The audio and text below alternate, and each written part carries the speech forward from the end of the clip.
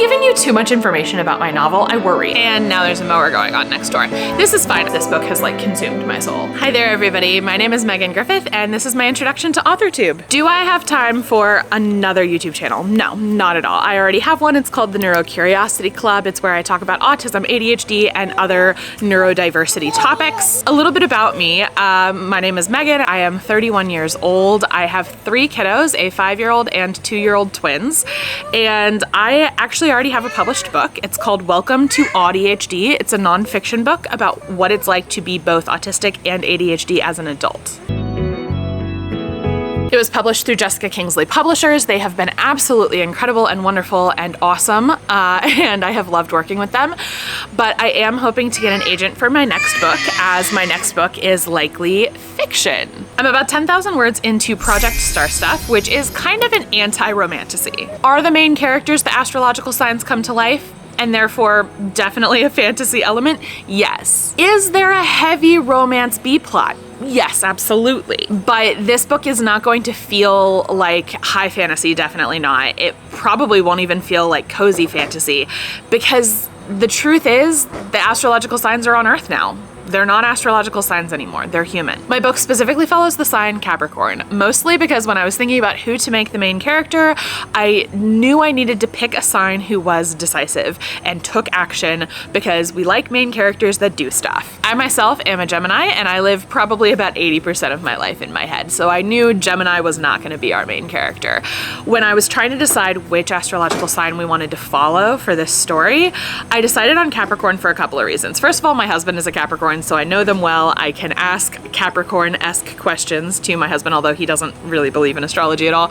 But he is a textbook Capricorn nonetheless, which is hilarious to me. I also decided to make my main character a Black woman. And don't worry, I'm absolutely gonna have sensitivity readers look over this, because as you can tell, I am not Black, and therefore I definitely am not going to fully understand this character's experience. And so I'm gonna need some help with that. But I really loved the idea of a Capricorn as a Black woman who is just always expected to be strong and resilient and hyper independent. I really wanted to break that down. I really wanted to show the soft side of Capricorn, the gentle side of Capricorn, and of the Black experience and of being a Black woman. There's absolutely going to be instances of racism in the book, microaggressions, things like that. So I want to make sure I'm doing them right.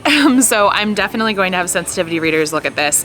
To me, it just felt important that Capricorn be a Black woman. The romance is also sapphic, and I am not myself a lesbian, and so there will also be sensitivity reading for that as well, to make sure I am playing with tropes and not abusing stereotypes. I'm absolutely in love with my story, especially recently. I think I've written like 6,000 words in the last 10 days or so.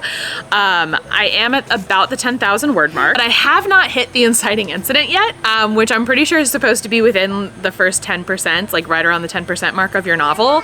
And I'm really expecting this book to be somewhere between 75,000 and 90,000 words, so we need to get going. There's just a lot of setup that's kind of necessary for this book, like explaining that they are astrological signs, but they're human now, and how did they get here, and how are they gonna find each other? There's a lot of logistics, but we need to move past that. We need to get to the plot. So that's my goal for writing for today. I would love to get to the inciting incident today, and I'd like to get there within 2,000 words. I have more stuff I want to tell you, but my kids are starting to get restless, so we're gonna go inside and I might start writing, so let's do it. Welcome to my desk. Let me give you a little show around. So back here you can see my crystal shelf.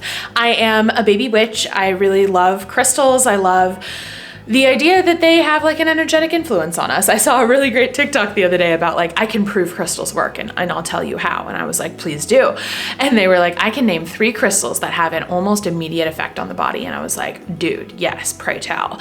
And they were like, okay, first, sugar crystals. Sugar crystals give you energy and then make you tired and sweaty afterwards. And they went on like that. It was amazing. So anyway, I love the idea of crystals. If they don't work, what's the harm in having some pretty rocks? I've also got this Being Frenchy Solar Fleur room spray. I spray this when I am ready to really be productive. Like any good writer, I have a couple of cute highlighters in a mason jar, of course. I've got a dedicated notebook for Project Star Stuff that has like constellations and whatnot on it, so it's super cute. I mean, so far there's not a ton of notes. I'm sure there will be as I move into the editing and revisions process, but we've got some title ideas, some scenes that I know I want to write, and then things I want to get to in the next draft. So So the reason I keep track of things I want to do in the next draft is because I'm not really a plotter or a pantser. I was watching a really great Heart Breathings video with Sarah Cannon, which I'll drop the video in the description, about different types of writers beyond just plotter and pantser. So if you're newer to those terms, a plotter is someone who meticulously plots out their book ahead of time. They often have little cards for each scene, and they intimately know their characters with like character sheets and all this stuff. They know everything ahead of time, and then all they have to do is write it. All they have to do. It's incredibly hard. But also, like, that's how a lot of plotters think about it. Like, I'll do the hard work up front and plot the whole thing, and then I just write it down. That is not really me. I tried to be a plotter because I have had this idea rattling around in my head for over a year now, and I've been wanting to write it and ideating on it and thinking about it over and over, and I have thought through, especially the themes of this book, so many times that I thought maybe I was a plotter, because I'm definitely not a pantser. A pantser, sometimes known as a discovery writer, is someone who just sits down and writes. It comes to them. They let their characters surprise them. They really let their characters be their own people, which I think is amazing. But it doesn't really fit with my writing style either. So one of the writer types in Sarah's video was the sculptor.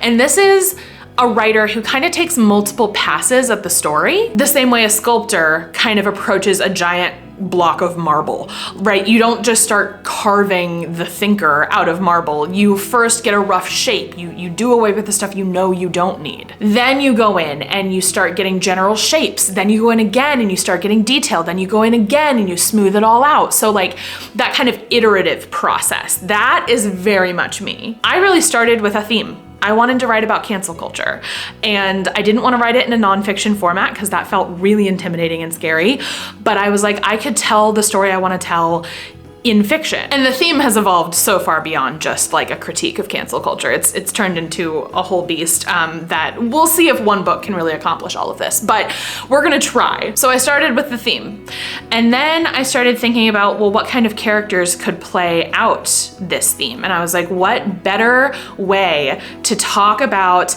cancel culture and dehumanization of other people than to play with stereotypes? And the stereotypes of the signs, of the astrological signs, is what came to mind for me. Am I giving you too much information about my novel? I worry. It's gonna change so profoundly from this moment until it hopefully gets published. So I'm not that worried, but you know, maybe I'll rein it in just a little bit. Regardless, I started with theme, moved on to characters, and then started developing a plot. Then once I get this first draft written, I'm gonna go in and I'm gonna fix all the plot holes, because there are already, I can see them. I can see them broad as daylight, but if I slow down to fix them, I'll never get the first draft written. So that's for next draft. And then the draft after that, I'll probably start working on like developmental edits, like where should the plot happen and when, and how should the theme be woven in, and that kind of thing. And of course, finally, we'll probably do a couple more passes for voice and tone and just the beauty of the prose. Not that I necessarily want this book to sound overly beautiful, but I want the prose to hit the way it should. I want, because it's from Capricorn's point of view, it's in third person past tense, but it's third person limited. It's Capricorn's point of view. And so I don't, in my experience, of course, Capricorns are not the most flowery language kind of people. They tend to be a lot more direct, sometimes a little tactless, and very, very brilliant. And so I have to live up to that brilliance. I have to make sure the writing is as brilliant as Capricorns would expect themselves to be. I think that's everything you need to know about me. Oh, my full-time job, by the way, I also work full-time as a life coach and business coach. I have two businesses. The first is the Neurocuriosity Club, where I offer life coaching for autistic and ADHD adults.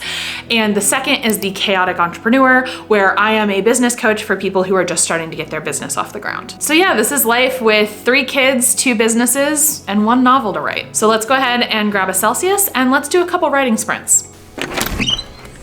This is our garage fridge because I live in the Midwest, and this is a thing that we do.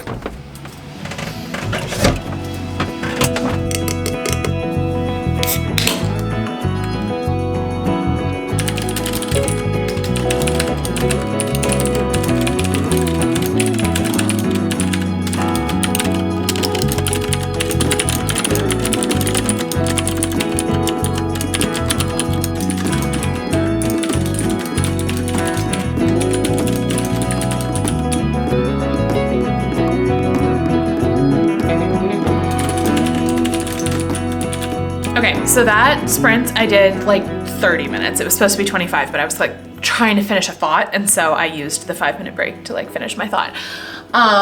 We got 440 words, which is actually like not a lot for me for a 25-minute sprint. Usually I'm more in like the 600 to 700 range in 25 to 30 minutes. But I really wasn't sure how I wanted this to go. It's like a scene between the love interests, and I wasn't sure if I wanted like direct dialogue, which I write pretty well and pretty easily for the most part, or if I wanted a little more interiority, which we haven't gotten a ton of, so I decided to go that way, which is definitely a little bit harder for me, especially because I'm not a Capricorn and I really want to do the experience justice. And I think something I want to do for all of my sprints for my writing vlogs is like share my favorite non-spoiler line that I wrote during that sprint. So my favorite line from this sprint is actually the last one, the thought I was working on finishing. And it says, "This was a mistake.